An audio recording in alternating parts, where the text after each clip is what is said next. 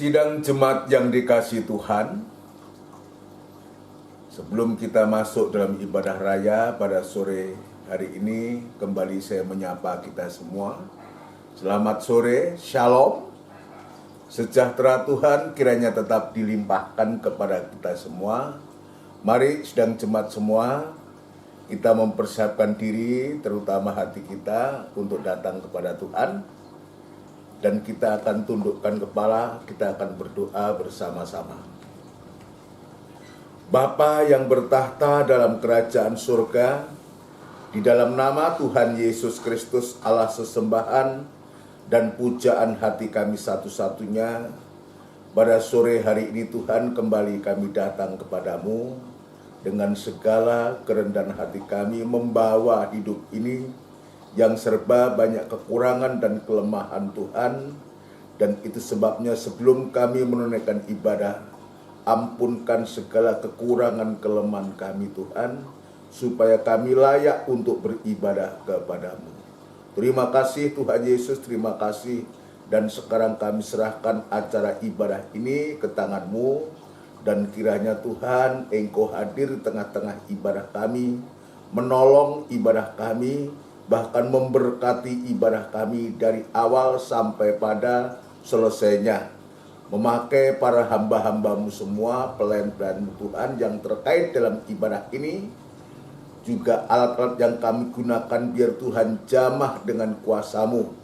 Namun demikian di saat kami menunaikan ibadah semacam ini, kuasa kegelapan tidak tinggal diam untuk mengganggu kami.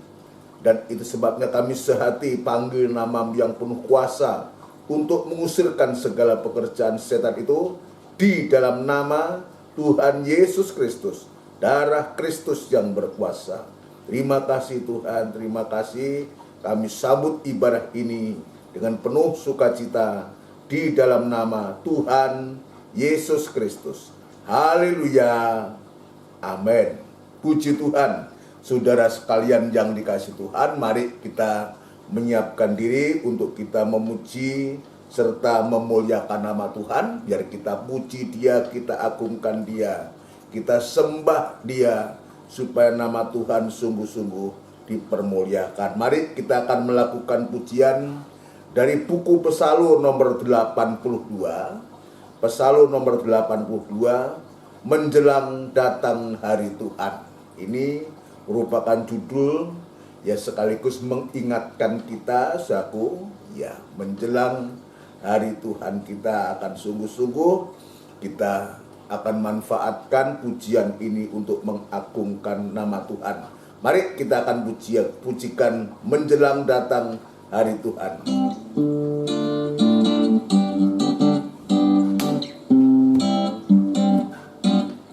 Menjelang datang hari Tuhan,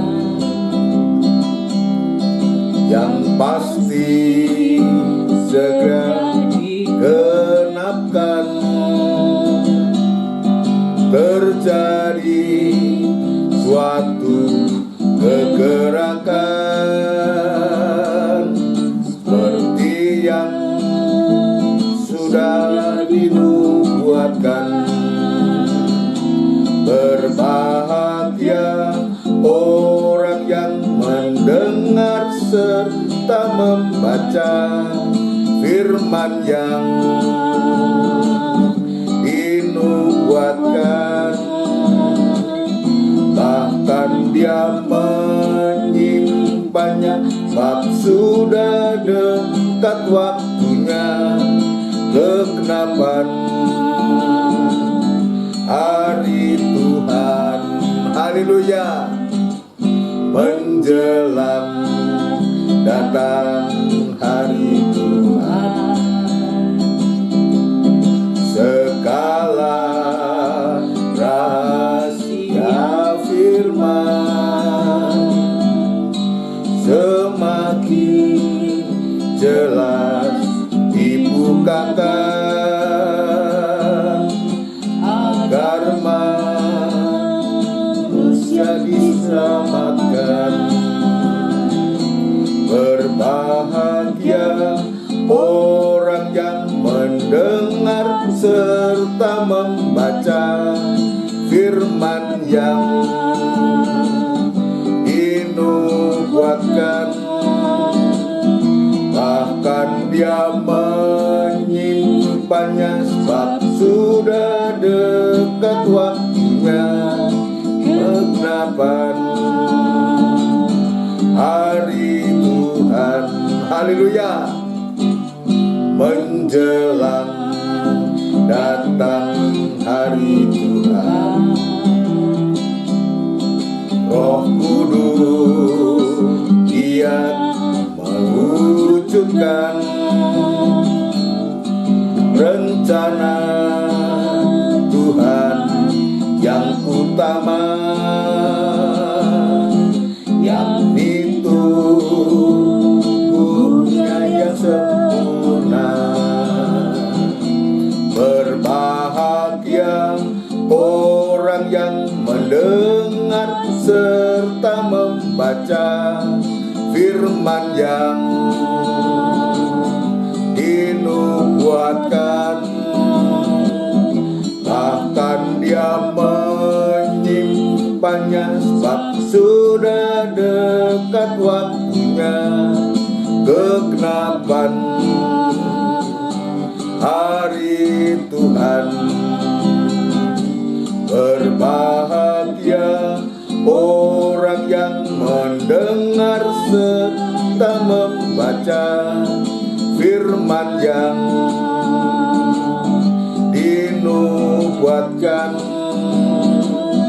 Bahkan dia menyimpannya sebab sudah dekat waktunya kegenapan hari Tuhan. Kegenapan hari Tuhan. Haleluya.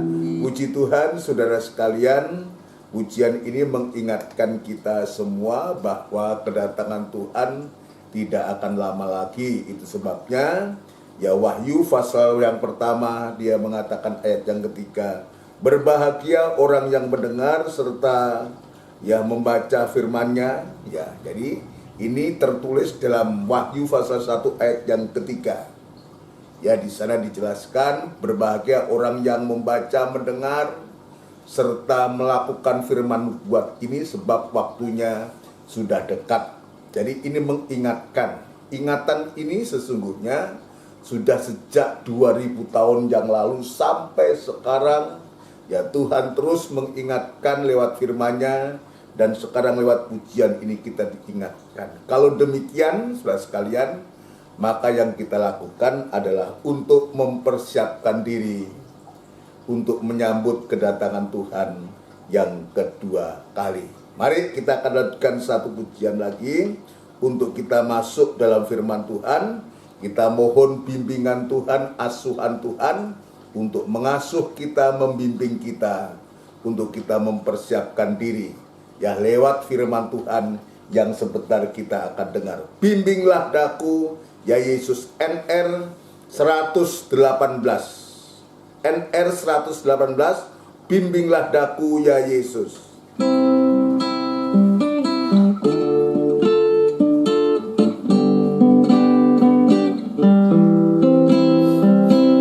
Haleluya. Bimbinglah daku ya Yesus, di sepanjang jalan hidupku.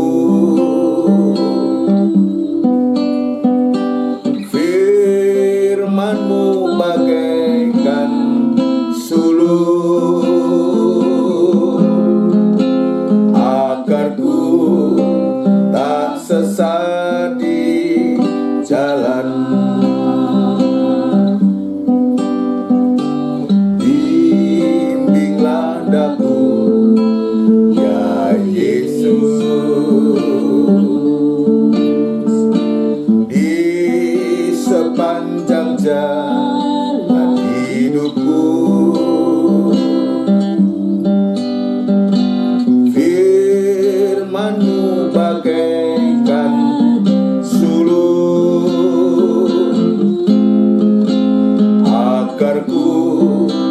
tak sesat di jalan. Tanpa Yesus di sisiku, Yesus di sisiku, tanpa Yesus membimbingku, tanpa Yesus menopangku, bukan jatuh. Tanpa Yesus di sisiku, tanpa Yesus membimbingku, tanpa Yesus menopangku, bukan jatuh. Haleluya. Tanpa Yesus di sisiku, tanpa Yesus membimbingku, tanpa Yesus menopangku, bukan jatuh. Tanpa Yesus di sisiku, tanpa Yesus membimbingku, tanpa Yesus menopangku, bukan jatuh. Tanpa Yesus di sisiku, tanpa Yesus membimbingku, tanpa Yesus menopangku, bukan jatuh. Tanpa Yesus di sisiku, tanpa Yesus membimbingku, tanpa Yesus menopangku, bukan jatuh. Tanpa Yesus menopangku, bukan jatuh. Tanpa Yesus menopangku, bukan jatuh. Bersama kita tundukkan kepala, kita akan berdoa kepada Tuhan. Benar Tuhan, di hari-hari menjelang kedatangan-Mu yang kedua kali ini, kami sangat membutuhkan bimbingan Tuhan, arahan Tuhan, bahkan asuhan Tuhan, terutama tubuh, jiwa, dan roh kami ini, supaya terarah hanya kepada Engkau saja Tuhan. Terima kasih Bapa di surga, terima kasih. Banyak hal yang kami tidak mampu, banyak hal yang kami tidak bisa, tapi biarlah Engkau menolong kami, bahkan membimbing, menopang kami, sehingga kami mampu oleh karena Engkau yang memampukan kami Tuhan. Terima kasih Bapa di surga, terima kasih lewat kesempatan ibadah ini. Dan sekarang saatnya Tuhan, kami akan belajar lagi untuk membaca firman-Mu, untuk mendengarkan firman-Mu, supaya nyata Tuhan, kami boleh mengalami suatu anugerah yang dari Engkau, dan kami sungguh-sungguh mengalami keobahan yang datangnya dari firman-Mu sendiri. Urapi firman-Mu dan urapi kami sekalian dalam pengurapan yang datangnya dari Tuhan sendiri. Terima kasih Tuhan, kami tetap berdoa untuk gereja-gereja lain yang saat ini bersamaan beribadah semacam di tempat ini. Ya Tuhan, kiranya Engkau juga menolong para gembala-gembala, para hamba-hamba-Mu dimanapun mereka berada dalam tugas pelayanannya. Biar Tuhan Engkau memberikan pembukaan firman Tuhan, supaya firman dinyatakan kepada jemaat-Mu, dan jemaat-Mu boleh mengalami kebangunan rohani, untuk kami masuk dalam kebangunan yang besar Tuhan, untuk supaya kami boleh menghadapkan diri kami, bahkan mempersiapkan jemaat Tuhan ini, sampai sewaktu bertemu Engkau muka dengan muka, dan kami akan bersama-sama Tuhan untuk selama-lamanya. Terima kasih Tuhan, terima kasih hamba-Mu tetap berserah diri kepadamu, biar kemurahan dan belas kasihan-Mu tetap Tuhan nyatakan kepada hamba, untuk hamba mampu menyampaikan firman-Mu dengan benar dan murni, sehingga nyatalah Tuhan firman-Mu boleh mengubahkan kehidupan kami, bahkan sampai sewaktu-waktu kami boleh sama mulia seperti Engkau mulia adanya Tuhan. Terima kasih Tuhan Yesus, terima kasih. Kami berdoa untuk seluruh sidang jemaat-Mu dimanapun jemaat-Mu berada di rumah mereka masing-masing. Ya Tuhan, kiranya Engkau juga tetap berkemurahan, Engkau juga menolong sidang jemaat-Mu dalam segala usia. Tuhan, Engkau juga menolong baik yang masih muda, dewasa, terutama yang paling sepuh sekalipun. Engkau juga menolong, memampukan sidang jemaat-Mu untuk bisa mendengarkan firman-Mu dengan benar Tuhan. Terima kasih urapan yang sama Engkau juga nyatakan Tuhan. Terima kasih tetap memberikan hati yang selalu merindukan perkataan-Mu. Terima kasih Tuhan, terima kasih. Di dalam nama Tuhan Yesus Kristus kami alaskan doa dan sembahyang kami ini. Haleluya. Amin. Puji Tuhan. Saudaraku yang dikasihi Tuhan, ya, sebelum lanjut dalam pemberitaan firman Allah, kembali saya mengucapkan selamat sore, shalom, sejahtera Tuhan kiranya tetap dilimpahkan kepada kita semua. Kita bersyukur, kita berterima kasih kalau sore hari ini kita bisa beribadah kepada Tuhan. Itu bukan karena kuat dan gagah kita, ini sungguh-sungguh kemurahan yang datangnya dari Tuhan, dan Tuhan masih memberikan waktu dan kesempatan untuk kita bisa beribadah, dan itu sebabnya biar kita gunakan saat-saat untuk mendengarkan firman Allah ini, kita gunakan dengan baik saudara sekalian, untuk supaya kita bisa mengerti. Ya, kalau kita bisa mengerti firman Allah, maka selangkah lagi kita bisa mempraktekkan firman Allah di hari-hari ini, seperti puji-pujian yang kita lakukan tadi menjelang hari Tuhan. Maka Tuhan masih memberikan kesempatan untuk kita bisa membaca firman Tuhan, bisa mendengar firman Tuhan. Ya, sebab waktunya sudah dekat sekali. Mari kita, baik kalau kita membaca dalam Wahyu pasal yang pertama, yang tadi seperti yang saya sampaikan, bahwa pujian itu terambil dari kitab Wahyu pasal yang pertama, ayat yang ketiga, ya, yang berbunyi demikian. Berbahagialah ia yang membacakan dan mereka yang mendengarkan kata-kata nubuat ini. Jadi ini ada suatu tulisan yang begitu indah, ya, berbahagia. Jadi membaca, mendengar itu, saudaraku, itu kalau kita lakukan dengan hati yang sungguh, saudaraku, apalagi yang kita baca inilah ya kata-kata nubuat. Jadi firman Allah ini, khususnya kitab Wahyu ini, adalah kitab yang menubuatkan apa yang akan terjadi. Jadi disebutkan berbahagia orang yang membaca, ya, mereka yang membaca, ya, yang mendengarkan kata-kata nubuat ini, dan yang menuruti apa yang tertulis di dalamnya, sebab waktunya sudah dekat.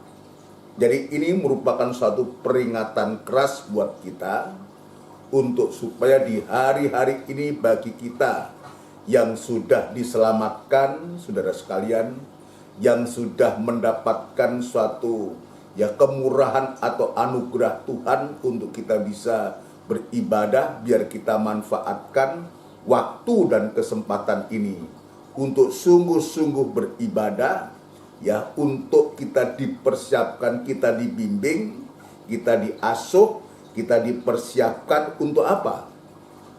Untuk bisa menyongsong kedatangan Tuhan yang kedua kali. Ini tujuan akhir daripada ibadah-ibadah kita di hari-hari ini. Ya, untuk apa kita beribadah? Untuk apa kita melayani, yang kalau pada akhirnya kita tidak bisa menyongsong kedatangan Tuhan yang kedua kali? ya kita tidak bersama Tuhan ya untuk dibawa naik ke surga, maka akan menjadi sia-sia. Dan itu sebabnya kesempatan-kesempatan ibadah ini adalah kesempatan yang cukup, bahkan sangat membahagiakan buat kita semua. Mari, itu sebabnya kita akan manfaatkan ini dengan baik, dan kita akan kembali dalam pemeriksaan kita saku di hari-hari ini. Kita sedang mendengarkan firman Allah tentang roh diasuh oleh Tuhan, ya, dibimbing oleh Tuhan, ya, dididik oleh Tuhan untuk supaya kita mempunyai roh yang kita gunakan untuk kita bisa memuji Tuhan. Roh yang sama itu juga kita gunakan untuk menyembah Tuhan, menyembah Bapa dengan roh dan kebenaran. Kita sedang mempelajari saudaraku dalam Injil Lukas pasal yang ke-6, saudaraku. Ya, tidak bosan-bosannya kita akan selalu membaca, sebab setiap kali kita membaca, ya, pengalaman saya setiap kali saya membaca, ada sesuatu yang baru yang Tuhan tunjukkan untuk supaya kita bisa mengerti. Ya, mari kita akan membaca 3 ayat ini, saudaraku. Ya, jika Tuhan izinkan saya akan menyampaikan firman Tuhan pada sore hari ini dengan sistem penginjilan buat kita. Sebab kalau kita melihat di sini, nanti saya akan menyimpulkan pembacaan ini, saudaraku. Nanti kita lanjutkan lagi, saudaraku, dalam PA, saudaraku, dan sistem pengajaran kita akan menyampaikan. Sekarang kita akan lihat ayat yang ke-17. Lalu ia turun dengan mereka dan berhenti pada suatu tempat yang datar. Jadi kita dari sini kita bisa melihat kata berhenti pada suatu tempat yang datar ini, bagaimana perhatian Tuhan ya di tempat yang datar ini, dan ada apa di tempat yang datar ini, saudaraku. Ya, selanjutnya di situ berkumpul sejumlah besar dari murid-muridnya. Ya, ternyata kita bisa melihat yang menjadi perhatian Tuhan di tempat datar itu adalah berkumpulnya sejumlah besar dari murid-muridnya dan banyak orang lain. Ya, kata orang lain ini bisa orang-orang yang bukan murid, ya, tapi mereka ingin juga mendapatkan suatu pertolongan Tuhan untuk bisa bertemu Tuhan, ya. Dan banyak orang lain yang datang dari seluruh Yudea. Kita bayang kata seluruh ini, saudaraku. Seluruh Yudea dan dari Yerusalem dan dari daerah pantai Tirus dan Sidon. Ini jelas mata Tuhan, perhatian Tuhan tertuju kepada tempat datar itu, di mana berkumpul orang begitu banyak, baik itu dari golongan atau kalangan murid-murid sendiri maupun juga orang lain. Ini luar biasa, orang yang banyak. Dengan tujuan apa mereka berkumpul di situ, saudaraku? Kita akan lihat ayat yang ke-18. Mereka datang untuk mendengarkan dia. Jelas tujuan orang berkumpul itu, saudaraku. Nanti kita akan bisa mengambil suatu pelajaran yang begitu indah.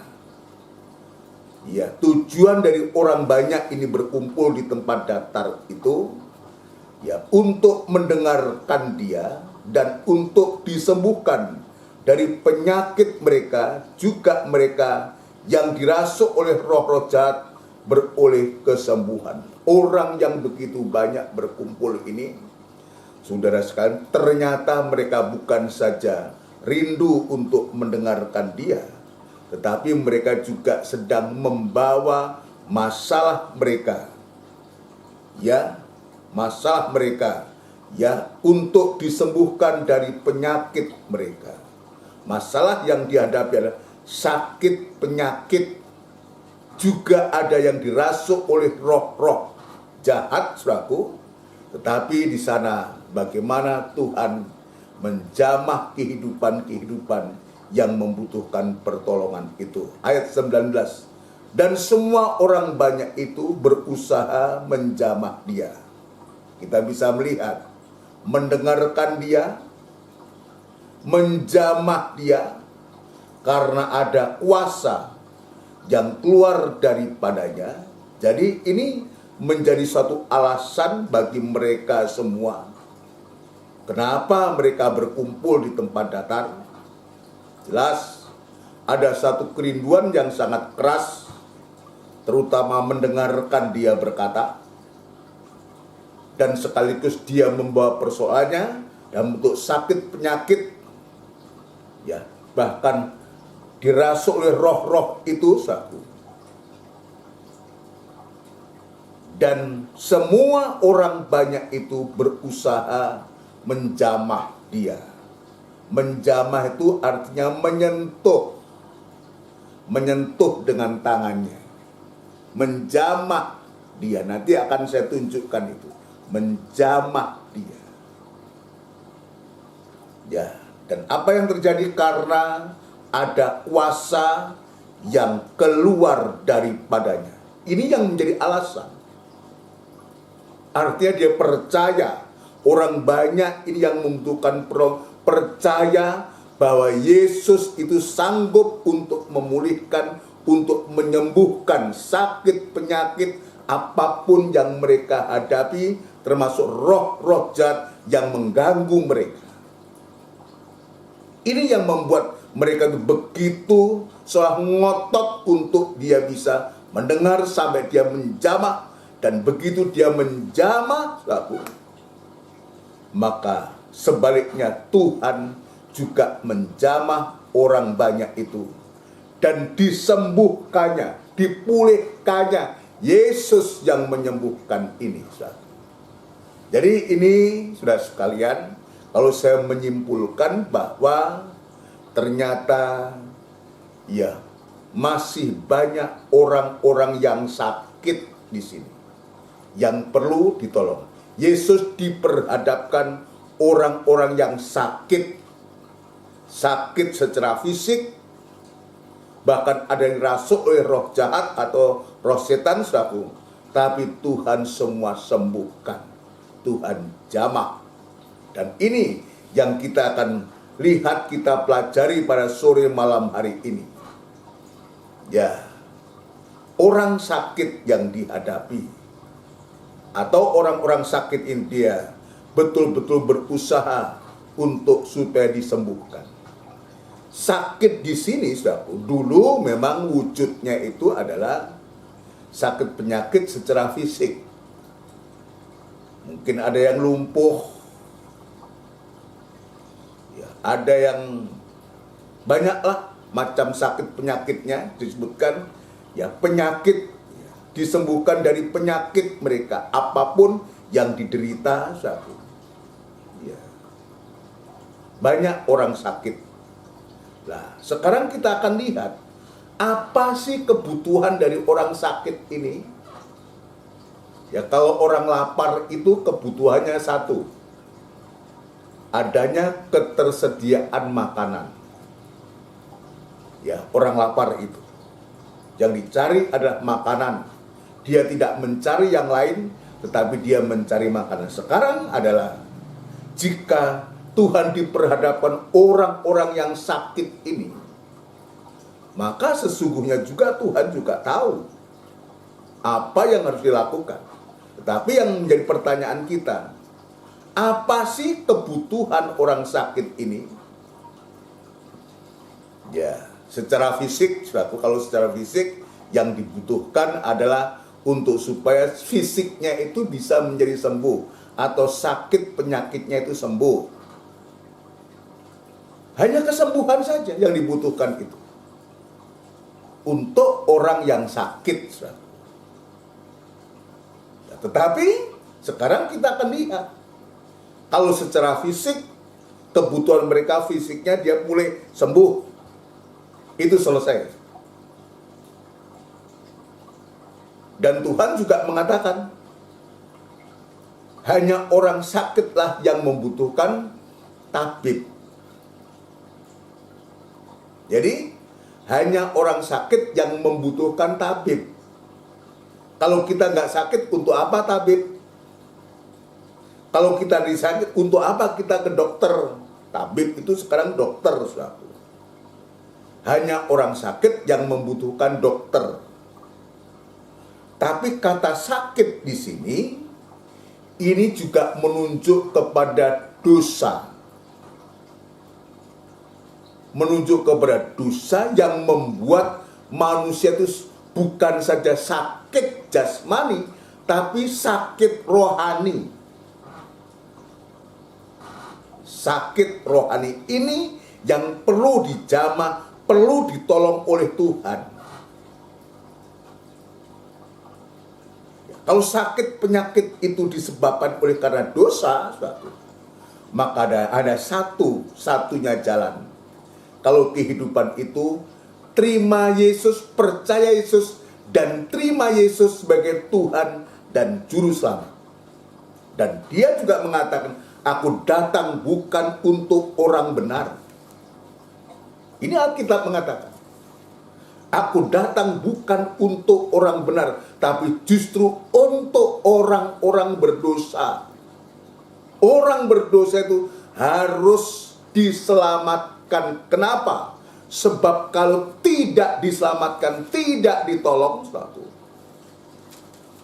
maka akibatnya upah dosa itu adalah kematian. Satu-satunya jalan, dia harus percaya dan menerima Yesus sebagai Tuhan dan Juru Selamat. Ya, salah satu dalam kitab Wahyu pasal yang ke-21 ayat ke-8, saudara. Orang yang akan masuk dalam kematian yang kedua, itu penghukuman kekal untuk selama-lamanya, adalah orang yang tidak percaya. Tidak percaya kepada Yesus adalah satu-satunya Tuhan dan Juru Selamat.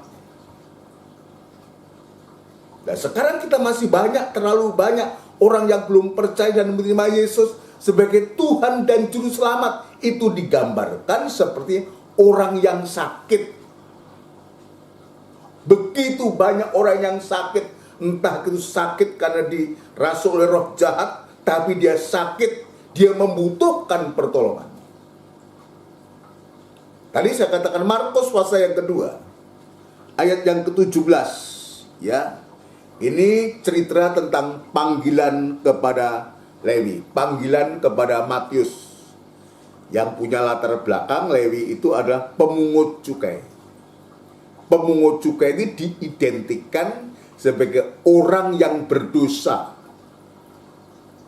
Nah, ini kita lihat. Justru kepada orang-orang yang demikianlah Tuhan menaruh perhatian.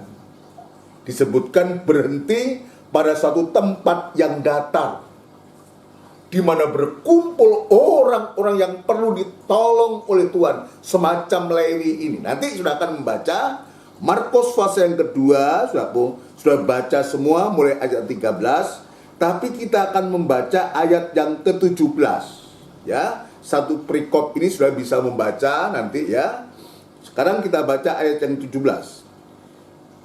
Yesus mendengarnya dan berkata kepada mereka, ini karena ia mendapatkan kritik, ya, kenapa ia makan bersama-sama dengan pemungut cukai dan orang berdosa. Ini ahli Taurat, ini seorang ahli dalam bidang agama, tetapi terlalu banyak mengkritik. Ahli agama, tahu kitab suci, tetapi dia terlalu banyak mengkritik. Nah, sekarang dia diperhadapkan dengan Tuhan. Ketika dia mengatakan demikian, ya, dia mengatakan kepada murid-muridnya, mengapa ia makan bersama-sama dengan pemungut cukai dan orang berdosa? Jadi makan bersama pemungut cukai dan orang berdosa pun dipersoalkan. Ya, dipersoalkan. Ini ahli Taurat itu, saudara, ya, dan golongan Farisi ini. Tetapi kita lihat ayat 17, Yesus mendengarnya dan berkata kepada mereka. Ini jawabannya. Ya, ini jawabannya. Bukan orang sehat yang memerlukan tabib. Jadi orang berdosa itu digambarkan seperti orang yang sakit. Orang yang sakit ini hanya satu, membutuhkan pertolongan untuk dia menjadi sembuh. Ya, bukan orang sehat yang memerlukan tabib, tetapi orang yang sakit. Aku datang bukan untuk memanggil orang benar, perhatikan, melainkan orang berdosa. Ini jelas. Dan berita firman Tuhan pada sore hari ini, jelas Tuhan itu datang bukan untuk orang yang benar, tapi justru kepada orang yang berdosa. Bukan datang kepada orang yang sehat, tapi kepada orang-orang sakit. Itu sebabnya tidak heran ketika Yesus turun dari atas bukit itu, dan mereka berhenti, dan Yesus berhenti bersama muridnya ke tempat datar di mana orang banyak itu sedang merindukan pertolongan, sedang merindukan jamahan Tuhan. Dan orang sakit ini, orang berdosa ini, saudaraku, dia sudah pada jalan yang tepat. Dia tidak lari kemana, saudaraku, tapi dia menarik perhatian Tuhan sampai Tuhan akhirnya betul-betul memberikan pertolongan. Tadi saya mengatakan orang sakit ini, orang berdosa ini harus ditolong. Perhatikan baik-baik, siapapun kita, dan kita manusia ini tidak lepas dari dosa dan kesalahan, khususnya bagi mereka yang belum percaya dan menerima Yesus sebagai Tuhan dan Juru Selamat. Tuhan sedang menaruh perhatian kepada kehidupan-kehidupan itu, untuk diberikan kesempatan untuk berada di tanah datar itu, untuk ditolong oleh Tuhan. Bagi orang sakit, tadi saya mengatakan hanya satu tujuannya, untuk supaya sembuh. Untuk orang berdosa, hanya satu tujuannya, untuk supaya dosa itu diampuni dan diselamatkan. Saya sering mengatakan ada dosa yang mendatangkan maut, ada dosa yang tidak mendatangkan maut. Dosa yang mendatangkan maut adalah dosa yang tidak dibawa kepada Tuhan, tidak diakui di hadapan Tuhan, sehingga dosa itu tetap, dan dosa itu akan membawa kepada kematian. Tapi dosa yang tidak mendatangkan maut adalah dosa yang diakui kepada Tuhan. Inilah cara satu-satunya untuk orang berdosa itu, dia mendapatkan keselamatan. Satu-satunya jalan untuk orang berdosa itu mendapatkan keselamatan. Dan Tuhan sudah ngajangi jembar. Hanya orang sakit yang membutuhkan tabib. Aku datang bukan untuk orang benar, tapi orang berdosa. Di tangan Tuhan itu dikedangkan untuk menerima orang-orang berdosa yang mau datang kepada Dia, yang mau datang kepada Yesus dengan semua pengakuan.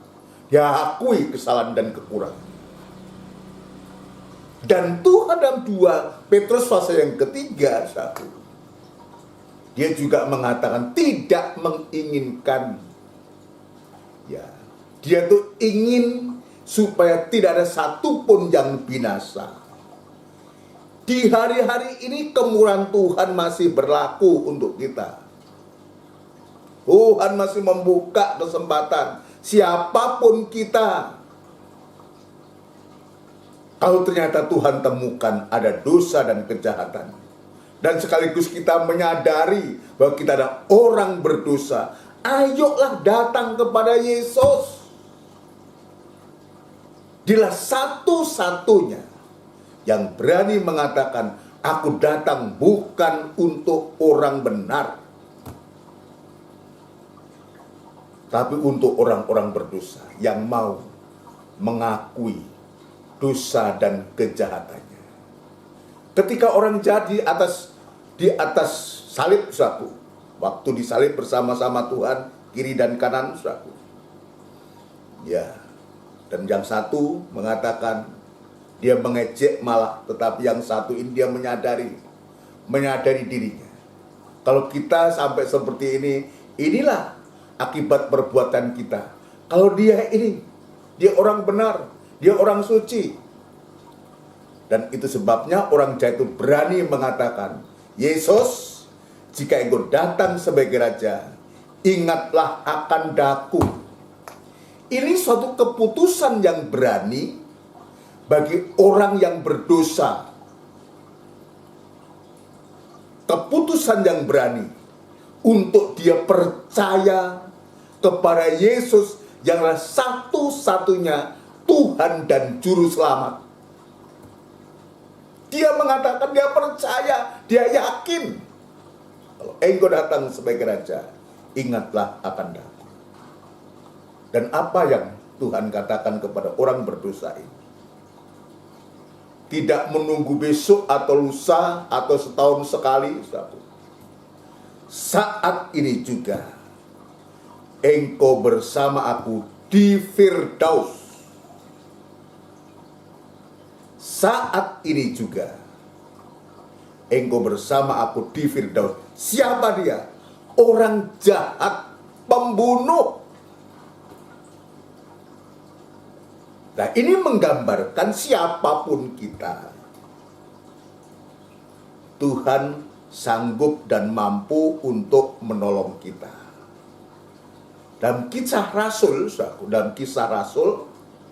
ya tidak ada di kolong langit ini yang kepadanya akan mendapatkan keselamatan. Artinya keselamatan itu hanya ada pada Yesus. Kisah Rasul pasal yang kedua kalau tidak salah ya. Kisah para Rasul, ya. Kisah para Rasul pasal yang keempat maksud saya. Kisah para Rasul pasal yang keempat, ya. Pasal yang keempat ayat yang ke-12, aku. Ya, ini.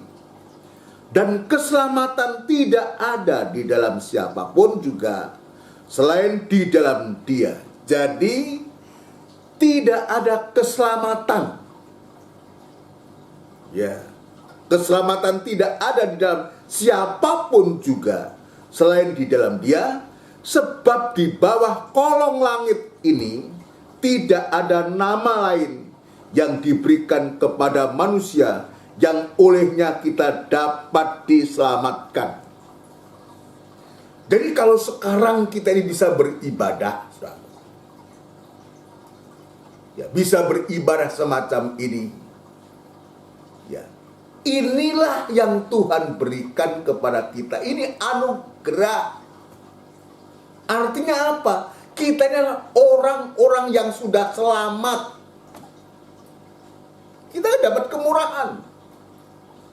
Dapat kemurahan untuk diselamatkan. Nah sekarang ketika Petrus ini berbicara di mahkamah agama, di hadapan mahkamah agama, dia sebutkan ini. Ya. Keselamatan tidak ada di dalam siapapun juga selain di dalam Dia.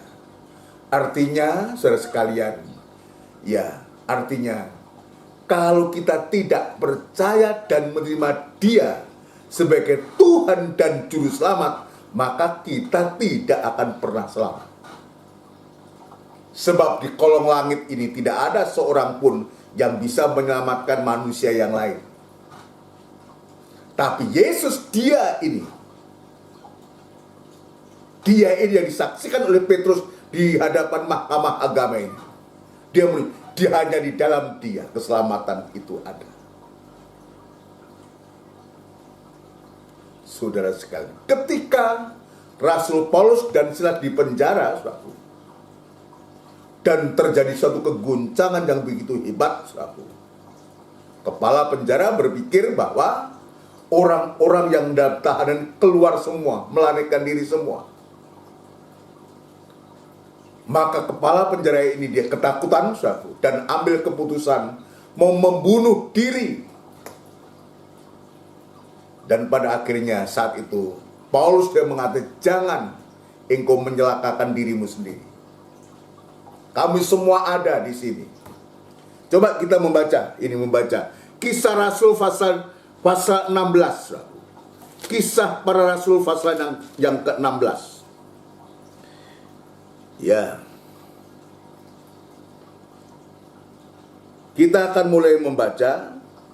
Ya, ini karena Paulus ini dipenjara dan Silas ini, saudaraku, karena apa? Dia difitnah, dituduh, saudaraku, diprovokasi. Ya, disebutkan ya fitnahnya, orang-orang ini mengacau kota kita ini karena mereka orang Yahudi. Ini yang dimaksud ini adalah Paulus dan Silas, dan akhirnya dia dimasukkan penjara. Ini Paulus dan Silas dimasukkan penjara karena ada orang iri hati. Ya, kalau kita bisa membaca sebelumnya ini ada yang disebutkan perempuan yang mempunyai roh tenung. Ini, saudara, yang dijamah oleh Tuhan, dan dia merasa dirugikan sehingga dia memprovokasi orang saat itu. Akhirnya Paulus dan Silas ini ditangkap dan dimasukkan penjara. Ayat 25, ayat 25 atau 24. Sesuai dengan perintah itu, kepala penjara memasukkan mereka ke ruang penjara yang paling tengah dan membelenggu kaki mereka dalam pasungan yang kuat. Ini, saudaraku, kita lihat. Tetapi kira-kira tengah malam, Paulus dan Silas berdoa dan menyanyikan puji-pujian kepada Allah, dan orang-orang hukuman lain mendengarkan mereka. Akan tetapi terjadilah gempa bumi yang hebat, sehingga sendi-sendi penjara itu goyah, dan seketika itu juga terbukalah semua pintu dan terlepaslah belenggu mereka semua. Ketika kepala penjara itu terjaga dari tidurnya dan melihat pintu-pintu penjara terbuka, ia menghunus pedangnya hendak membunuh diri karena ia menyangka bahwa orang-orang hukuman itu telah melarikan diri. Tetapi Paulus berseru dengan suara nyaring, katanya, jangan celakakan dirimu, sebab kami semua masih ada di sini. Kepala penjara itu menyuruh membawa suluh, lalu berlari masuk, dan dengan gemetar tersungkurlah ia di depan Paulus dan Silas. Ia mengantar mereka keluar sambil berkata, Tuan, apakah yang harus aku perbuat supaya aku selamat? Nah, ini kita lihat kepala penjara yang harusnya dia binasa karena dia mau membunuh diri, satu. Dan dia betul-betul setelah suara Paulus dikumandangkan, jangan celakakan dirimu. Ya, jangan celakakan dirimu, sebab kami semua masih ada di sini. Dan dia sungguh luar biasa.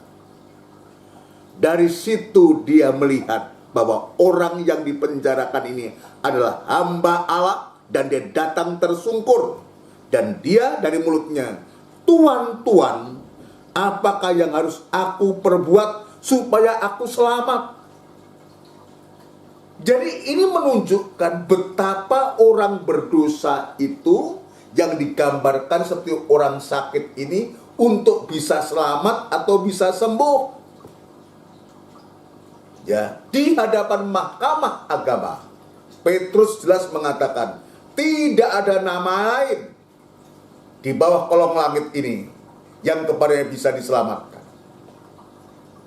Tapi di sini kepala penjara ketika Paulus dan Silas ini, maka kepala penjara ini hanya satu tujuannya, untuk supaya bisa selamat, supaya aku selamat. Jawab mereka, percayalah kepada Tuhan Yesus Kristus, dan engkau akan selamat, engkau dan seisi rumahmu. Lalu mereka memberitakan firman Tuhan kepadanya dan kepada semua orang yang ada di rumahnya.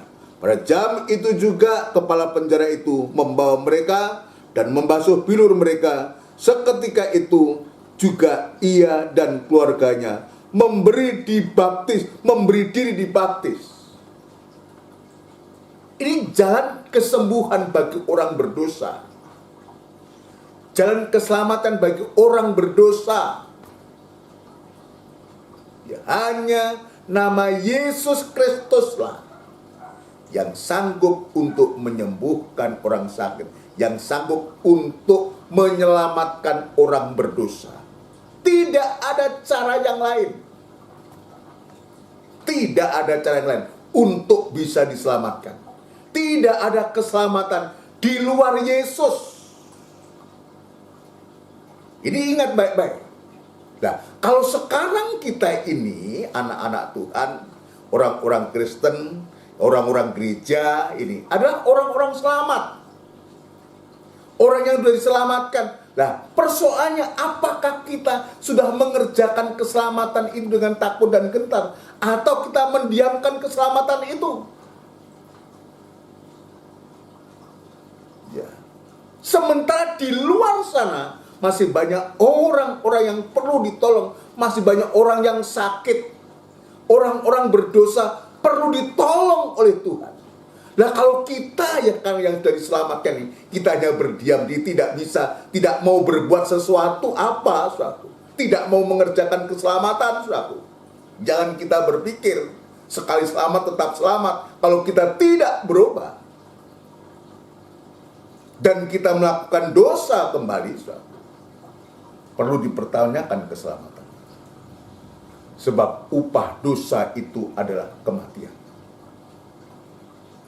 Ingat, di luar sana masih terlalu banyak orang yang membutuhkan keselamatan. Jangan sampai kita yang sudah selamat, kita tidak mau berbuat sesuatu. Minimal kita mengerjakan keselamatan dengan takut dan gentar lewat ibadah yang Tuhan sediakan. Tidak mustahil juga kita yang sudah diselamatkan bisa membawa orang lain untuk percaya dan selamat.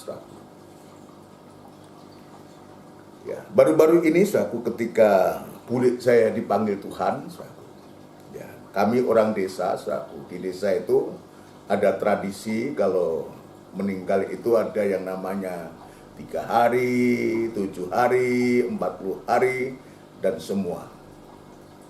Dan ketika saya masih Surabaya, saya ditelepon.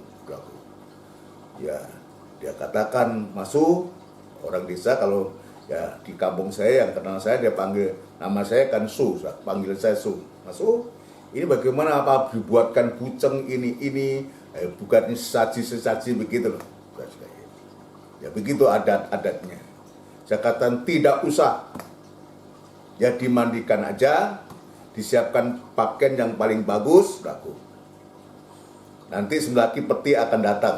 Saya masih mau berangkat ke Kediri. Sudah sampai di Kediri, sudah dimakamkan, sudah kita pulang, kita pulang ke rumah, saya pulang ke rumah, ke rumah duka, dan kita bincang-bincang lagi, dan tanya lagi soal selamatan. Ya, selamatan yang dimaksudnya adalah 3 hari, 7 hari, sampai 40 dan seterusnya. Saya mengatakan begini, saudara sekalian. Kami orang-orang Kristen itu yakin bahwa kami sudah selamat. Sudah selamat, itu sebabnya ya kami tidak perlu selamatan lagi. Selamatan itu hanya kepada orang yang dia tidak meyakini akan keselamatannya. Dia masih perlu didoakan supaya selamat. Jadi kami tidak selamatan. Ya, tidak ada selamatan. Ya. Tetapi saya juga berpikir, saudaraku, bahwa ya di desa itu kan ada yang namanya tradisi selamatan itu, saudaraku. Ya, untuk kerukunan antar ya sesama warga di situ. Ya, saya mengizinkan membuat makanan, tapi itu bukan selamatan, saya bilang. Buatlah makanan kepada keluarga saya, buat makanan. Ya. Habis itu tidak usah panggil mutin atau siapa untuk berdoa, tidak usah. Buat makanan, setelah sudah selesai, bagikan kepada tetangga kiri kanan semua. Bagikan saja. Dan itu dilakukan, dan kemarin itu 7 harinya, hari Sabtu itu 7 harinya juga dibuat sebagian, buatlah, buat nggak apa-apa, tapi tidak untuk selamatan. Kenapa demikian, saya tegaskan demikian supaya mereka juga tahu bahwa orang-orang Kristen itu adalah orang-orang yang sudah selamat, bukan orang yang sedang mencari keselamatan, bukan orang yang sudah selamat. Untuk apa kita selamatan lagi? Yang perlu buat kita, bagi kita yang sudah selamat, adalah mengerjakan keselamatan itu dengan takut dan gentar lewat ibadah yang Tuhan sediakan, lewat pelayanan yang Tuhan percayakan kepada kita. Kita orang sudah selamat. Saya kembali kepada orang-orang sakit dan orang-orang yang disebutkan orang sakit membutuhkan tabib, orang berdosa membutuhkan Yesus. Sebab dia mengatakan, aku datang bukan untuk orang benar, tapi untuk orang berdosa, untuk mendapatkan suatu keselamatan. Apapun orang berdosa itu, dosa kejahatan sedalam apapun juga, jika Tuhan melakukan kepada orang berdosa saat dia di atas kayu salib, maka Tuhan juga sampai hari ini juga masih membuka kesempatan. Bagaikan orang yang sedang berkumpul di tanah datar ini, datang kepada dia. Ya, Tuhan berhenti, perhatian Tuhan tertuju kepada orang yang begitu banyak ini. Sebab orang-orang ini perlu diselamatkan, perlu ditolong oleh Tuhan. Ya. Lalu prosesnya bagaimana? Mungkin kita bertanya, bagaimana prosesnya untuk supaya kita boleh mendapatkan keselamatan? Ya, beberapa waktu yang lalu saya juga menjelaskan bahwa prosesnya sesungguhnya sangatlah sederhana. Ya, kalau kita mengakui seperti orang berdosa, Yesus, jika engkau datang sebagai Raja, ingatlah akan daku. Artinya dia percaya. Mulutnya sudah mengaku, dan hatinya percaya. Dan Tuhan langsung jawab, saat ini juga engkau berada bersama aku di Firdaus. Orang yang pertama yang dia bersama Tuhan di Firdaus, orang berdosa, bukan orang benar, bukan orang baik, tapi orang sakit atau orang berdosa. Prosesnya, tadi saya mengatakan, dalam Roma pasal yang ke-10 jelas, dengan mulut mengaku. Mengaku Yesus itulah satu-satunya Tuhan dan Juru Selamat. Terlepas apapun kekurangan, kejahatan kita. Kalau orang yang di kayu salib itu, dia pembunuh. Dia seorang pembunuh, seorang pemberontak, saudara. Tuhan janjikan keselamatan buat dia. Nah, sekarang Roma juga mengatakan, dengan mulutmu, mengaku dengan mulutmu, percaya dengan hatimu, kamu akan diselamatkan. Ayo, siapapun kita, bukan saja Tuhan mengerjakan di tanah datar ini, bukan saja orang lain, tapi juga sejumlah besar dari murid-muridnya. Ini muridnya juga ada persoalan, ada masalah, ada persoalan juga dijamah oleh Tuhan. Dijamah oleh Tuhan. Sekarang juga kepada kita, siapapun kita. Apapun juga kita masih manusia daging yang bisa bersalah. Bersalah dalam kata-kata, dalam perbuatan, dalam pikiran, dalam angan-angan. Kalau kita datang kepada Yesus dengan segala kerendahan hati kita, maka Tuhan juga sanggup untuk menolong kita. Kita mau datang kepada Tuhan, bukan saja mendengar, tapi sampai kita bisa menjamah. Tadi saya mengatakan menjamah itu artinya kita sampai bisa menyentuh Tuhan. Kemarin saya menyampaikan seorang perempuan yang mengalami pendarahan selama 12 tahun. Dia sudah dibawa kemana-mana, sudah menghabiskan harta benda. Kalau orang Jawa bilang sudah ngentek nih rejat, harta bendanya sudah tidak ada, habis untuk membiayai. Tapi ketika dia mendengar Yesus ada, dia nggak peduli orang mau ngomong apa, tapi dia punya keyakinan, asal ku jamah jubahnya, aku pasti sembuh.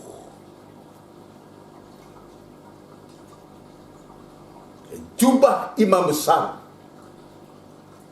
yang penuh belas kasihan itu sanggup untuk menolong siapapun juga. Kalau di antara kita anak-anak Tuhan, siapapun kita juga ada pengalaman seperti seorang yang mengalami leleh darah 12 tahun ini. Ada niatan, ada kerinduan untuk menjadi sembuh. Tidak ada kata lain, harus kita berusaha untuk menjamah jubahnya. Jubah imam besar yang penuh belas kasihan itu, dia juga sanggup untuk menolong kita. Apapun dosa, kejahatan kita, kalau saja kita masih mau bawa kepada Tuhan,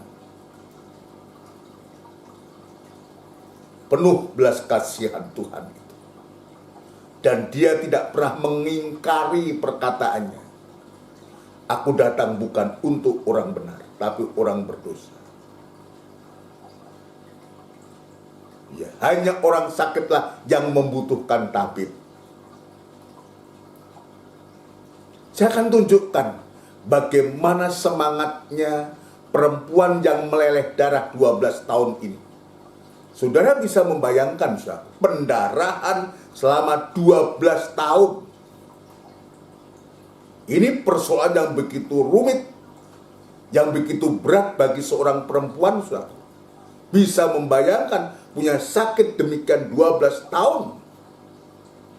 Artinya dia pasti tidak bisa beraktivitas apa-apa. Betapa beratnya penderitaan sakit penyakit dari perempuan ini. Tapi apa yang dia perbuat, saudara? Dan Injil Markus pasal yang kelima, saudara. Di sana ada cerita, saudara. Markus pasal yang kelima kita akan membaca.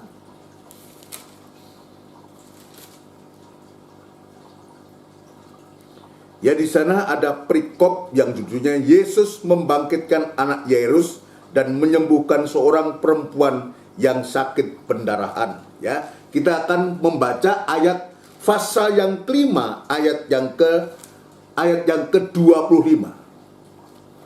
Kita lihat.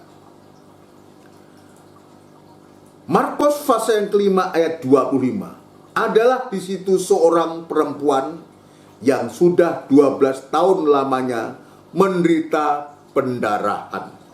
Ya, saya dalam hal ini saya bukan perempuan, jadi saya mungkin tidak merasakan, tapi bagi saudara kita yang wanita atau perempuan yang pernah punya pengalaman ya tentang penyakit ini, pasti merasakan betapa penderitaan dari kehidupan itu. Ya. Seorang perempuan yang sudah 12 tahun lamanya menderita pendarahan. Kalaupun ada, berapa hari, berapa minggu sudah mengalami, atau berapa bulan. Tapi perempuan ini 12 tahun, waktu yang begitu panjang. Waktu yang begitu panjang. Ia telah berulang-ulang diobati, perhatikan, oleh berbagai tabib, sehingga telah dihabiskannya semua yang ada padanya. Menghabiskan harta yang banyak sampai dia tidak punya apa-apa. Ya.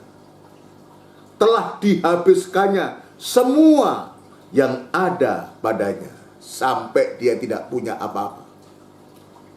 Dia miskin, ya, dengan penderitaan itu, dengan sakit penyakit itu, sampai dia menjadi miskin, sekalipun tadi mungkin kaya, habis untuk berobat, dibawa ulang-ulang ke tabib, tidak bisa disembuhkan. Namun sama sekali tidak ada faedahnya. Malah sebaliknya keadaannya makin memburuk. Artinya apa? Sudah tidak ada harapan lagi. Perempuan yang mengalami pendarahan ini sudah 12 tahun tidak bisa menjadi baik dan semakin buruk. Artinya tidak ada harapan lagi dengan sakit penyakitnya itu. Perhatikan, dia sudah mendengar berita-berita tentang Yesus. Maka di tengah-tengah orang banyak itu, ia mendekati Yesus. Kita lihat. Karena dia ada keyakinan. Seperti hanya orang banyak tadi. Ya, dia mengatakan karena ada kuasa yang keluar daripadanya. Sama dengan perempuan ini. Dia berusaha mendekati Yesus sebab dia yakin. Dia percaya hanya Yesus yang bisa menolong sakit penyakitnya. Hanya Yesus satu-satunya Tuhan dan Juru Selamatnya yang sanggup untuk menolong dan menyelamatkan dia. Kita lihat apa yang dia katakan. Mendekati Yesus dari belakang dan menjamah jubahnya. Sebab katanya, asal ku jamah saja jubahnya, aku akan sembuh. Seketika itu juga berhentilah pendarahannya dan ia merasa bahwa badannya sudah sembuh dari penyakitnya. Ini yang Tuhan berbuat. Menjamah berarti apa? Dari pribadi perempuan ini juga gambar dari gereja Tuhan, dari anak-anak Tuhan. Siapapun kita tadi saya akan sebutkan, juga orang yang belum percaya menerima. Orang lain, orang banyak itu belum percaya menerima, Tuhan juga jamah. Sekarang ketika kita membawakan satu cerita tentang perempuan ini yang mengalami pendarahan ini, ini gambar dari anak-anak Tuhan, gereja Tuhan yang juga mengalami penyakit yang sama ini. Ada masalah, persoalan, apapun juga yang dihadapi oleh gereja Tuhan, anak-anak Tuhan. Asal ada satu kerinduan. Harta benda tidak menjamin keselamatan kita. Harta benda tidak bisa menjamin pemulihan dalam kehidupan kita. Ya. Bahkan kalau kita biarkan sakit penyakit ini akan berdampak besar, bisa kita bisa mati rohani. Dan itu jangan sampai terjadi. Tapi sikap dari perempuan ini biar kita lihat, kita contoh, saudaraku. Ya, yaitu mendekati Yesus dari belakang dan menjamah jubahnya. Nggak peduli kata orang, tapi yang penting dari pihak kita. Kalau kita merasa ada sakit penyakit yang akan membawa dampak kematian kepada kita, tidak ada harapan buat kita untuk bisa tertolong.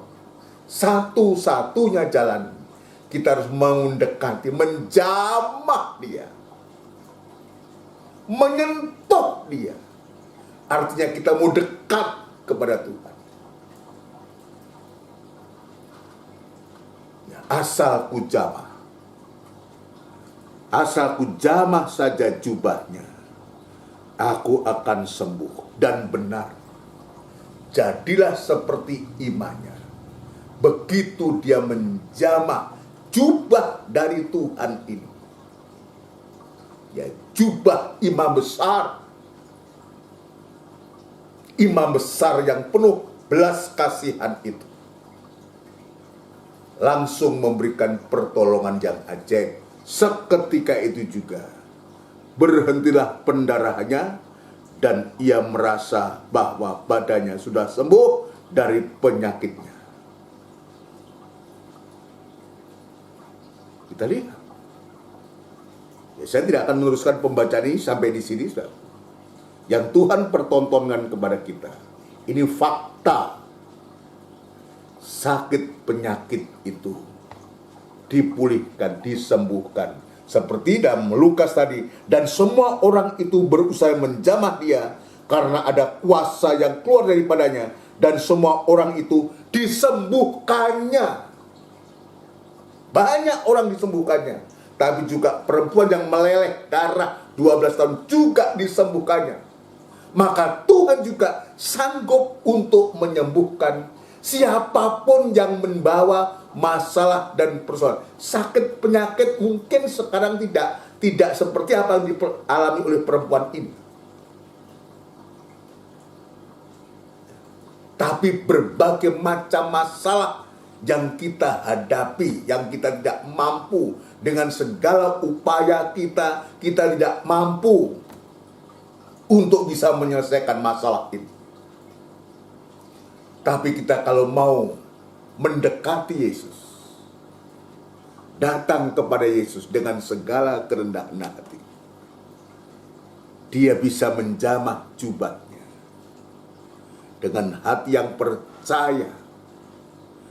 Bagi Tuhan tidak ada barang yang mustahil. Apapun yang sedang kita hadapi, entah itu dosa, kejahatan, kenajisan, entah masalah-masalah yang sedang terjadi dalam kehidupan kita, apapun kita, siapapun kita, jika orang yang berdosa itu, si pemberontak dan pembunuh itu, Tuhan katakan saat ini juga engkau bersama aku di Firdaus. Kepada perempuan yang meleleh darah 12 tahun ini saja, Tuhan juga jamah. Orang yang banyak dalam Injil Lukas pasal yang ke-6 ini pun Tuhan juga jamah dan sembuhkan.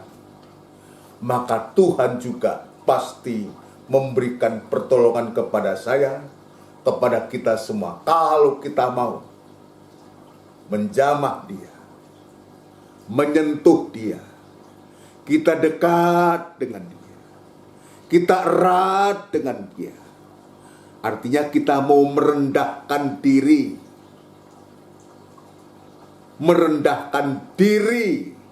untuk kita mau dekat dengan Tuhan. Dia akan juga dekat kepada kita. Kalau kita mau menjamah dia juga pasti menjamah kehidupan kita. Amin, saudaraku. Jangan kita putus asa. Seberat apapun yang sedang kita hadapi, kita alami. Bagi orang-orang tua yang sudah sepuh, saudaraku, penyakit yang dikeluhkan, aduh lututku, aduh kakiku, Banyak yang dikeluhkan oleh orang-orang tua. Banyak kelemahan tubuh karena unsur usia. Jangan putus asa. Biar kita bawa datang kepada Tuhan. Kita jamah Tuhan. Kita mendekatkan diri kepada Tuhan. Imam besar yang penuh belas kasihan itu, dia akan memberikan pertolongan tepat pada waktu. Dia tidak pernah menipu kita.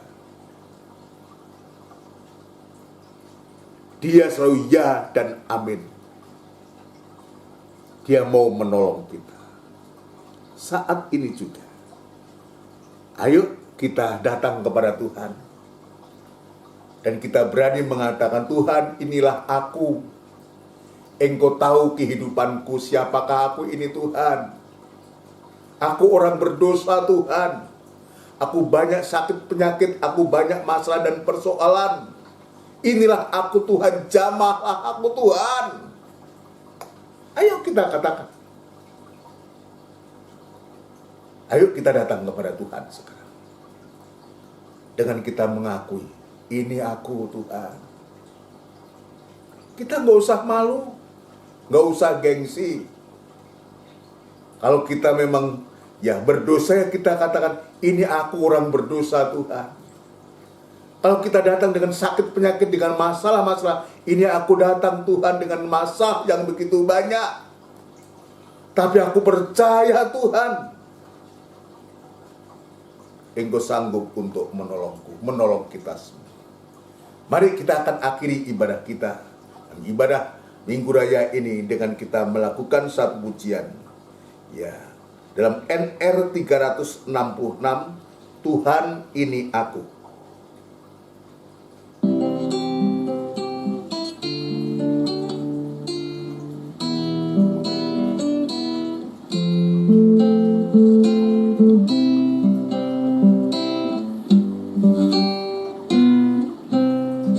Haleluya.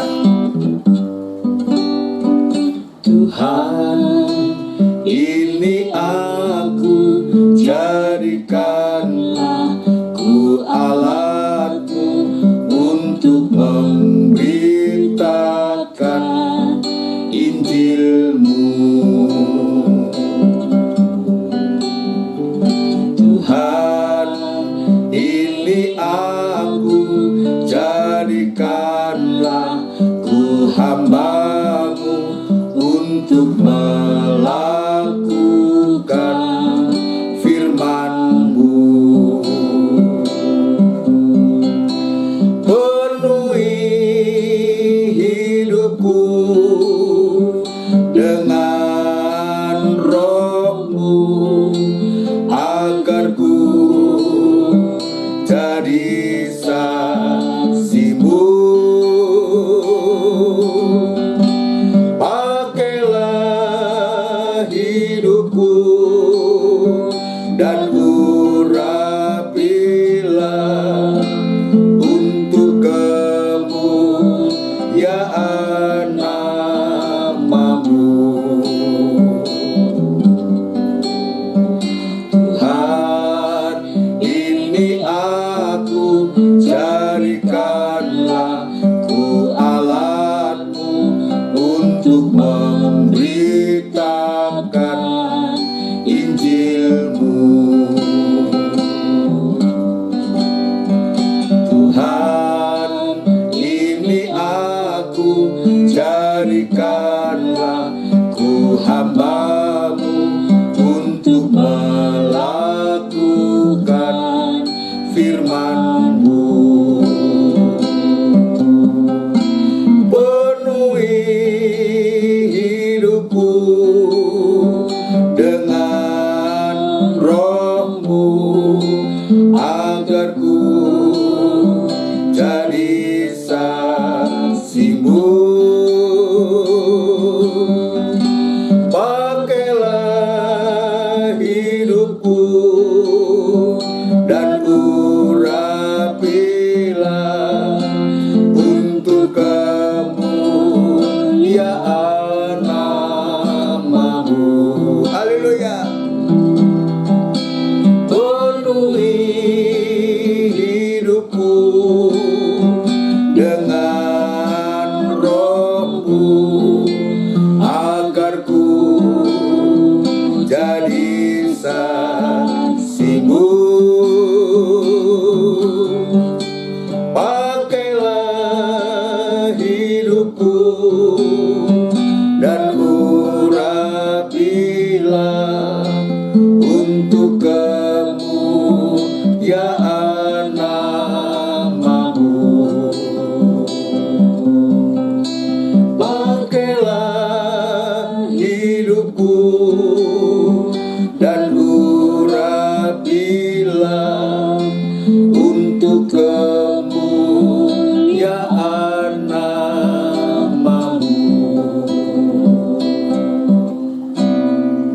diam sejenak, saudara sekalian. Tuhan mau pakai kita untuk dijadikan alatnya. Tapi bagaimana mungkin kita bisa dipakai Tuhan kalau kita belum percaya dan menerima Dia? Kita belum mengalami jamahan daripada Dia. Ayo, sebelum kita dipakai oleh Tuhan, kita datang kepada Tuhan untuk mengakui kekurangan kita, kelemahan kita, dijamah oleh Tuhan, diselamatkan oleh Tuhan, sehingga kita bisa mengerjakan keselamatan. Artinya kita bisa dipakai oleh Tuhan.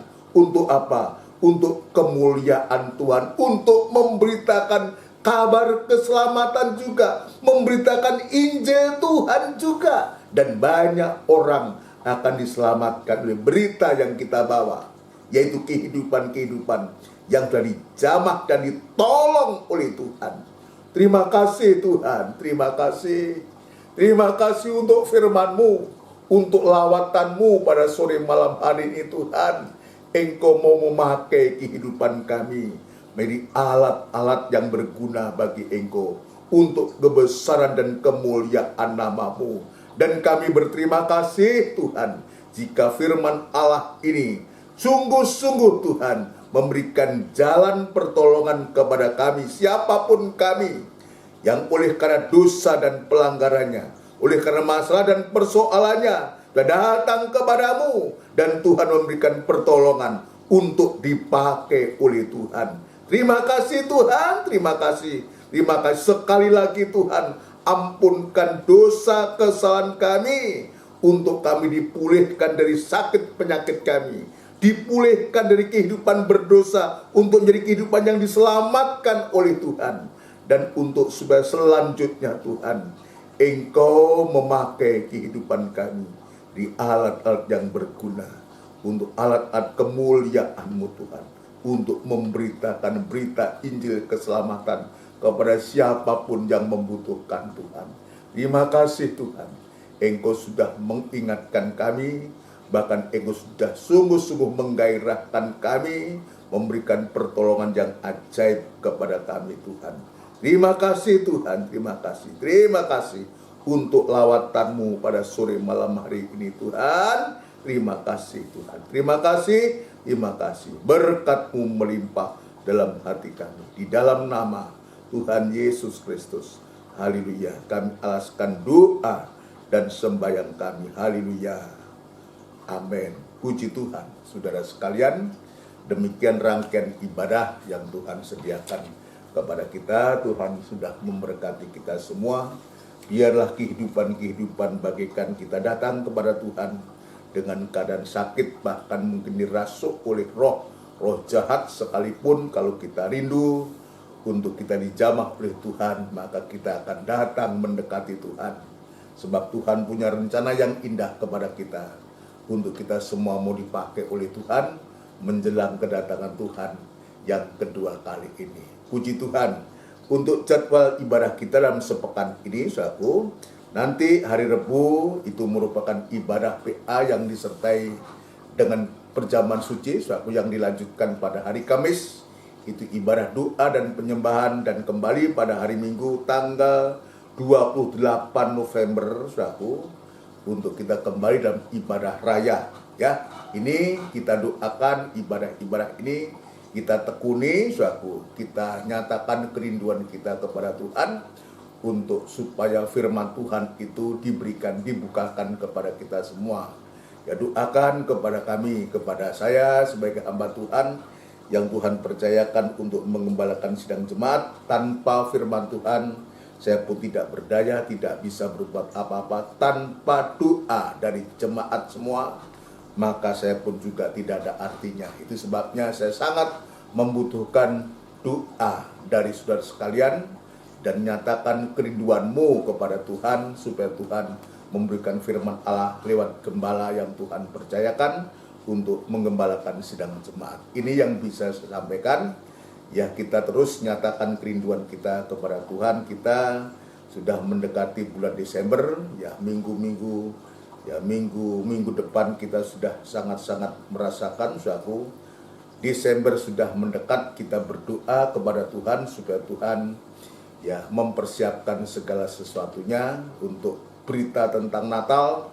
Kita belum tahu nanti kayak apa Natal kita, yang pasti tetap kita ada ibadah perayaan Natal, entahkah tetap di tempat saya atau di gereja, kita belum tahu.